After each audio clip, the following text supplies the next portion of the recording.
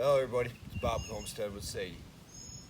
So, up until now, when you've seen where I've redone the coop, we've thought about doing the self-water. Because there's times we may go away for a few days and we just want to make sure they continuously got water. So today what I'm going to do is I'm going to use a 5-gallon bucket, PVC pipe, and some watering cups, and I'm going to set up a watering system and just inside the coop on this side of the coop. And what I'm going to do is I'm going to put a gutter at the end here, so when it does rain that it'll fill the bucket and it will have that self-watering. And I'll also make it where, because we don't get rain seems like that often anymore, but where you can just come over with a hose or a bucket and put water in there to fill up the bucket to make sure it's full. So with that being said, let's get at it.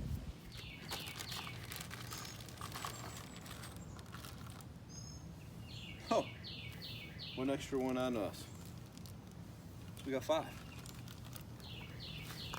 Good for you. So these are the cups. So as you can see, we got them from Rent a Coop.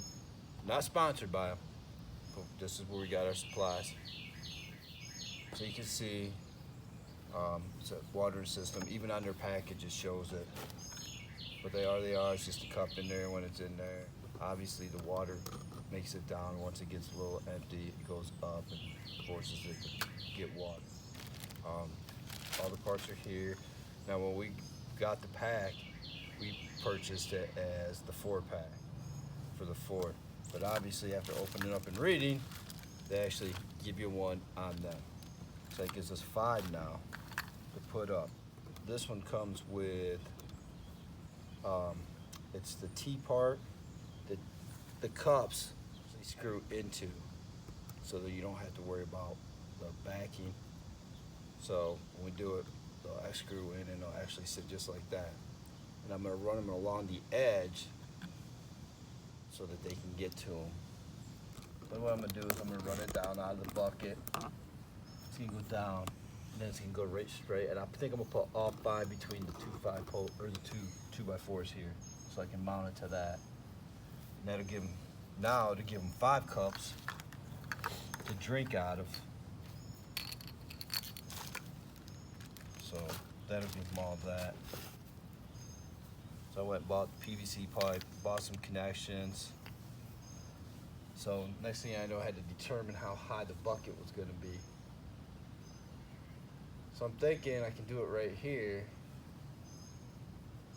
Eventually, I don't know if I'm gonna have it today because I didn't get all the parts that I needed to get. But what I'm gonna do is I'm gonna run the each trough across, and the each trough that's gonna be mount one of these up in there, the connection.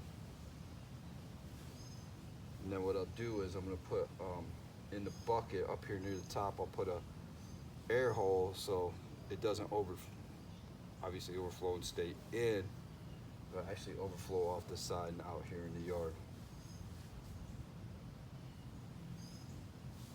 So I determined, I'm pretty sure it may change once or two, but I don't think it will. I think I'm gonna keep it at this height. Right now I got an L bracket, or just a hanging bracket up here. Now once I get it all secured in place, then I'm gonna add a 2x4 off the bottom coming out to give it a little bit of support at the bottom. But what I'm gonna do is I'm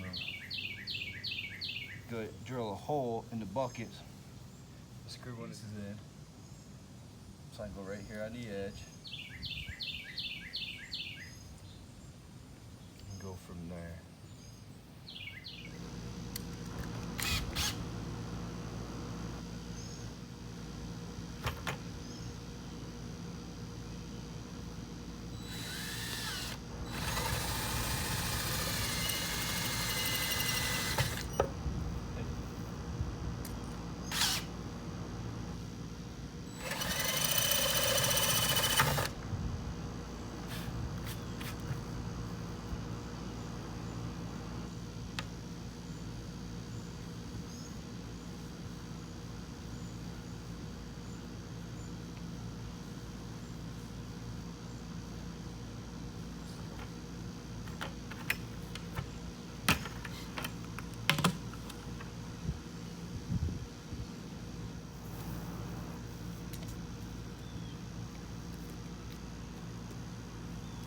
See, I didn't want to bore you with all the gluing and all that, but I continue to go.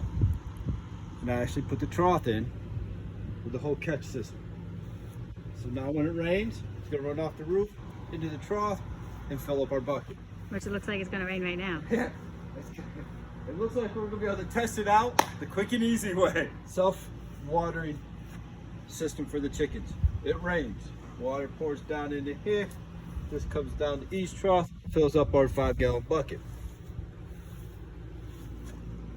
That is an overflow. That is the overflow spout so that it just don't gush out everywhere.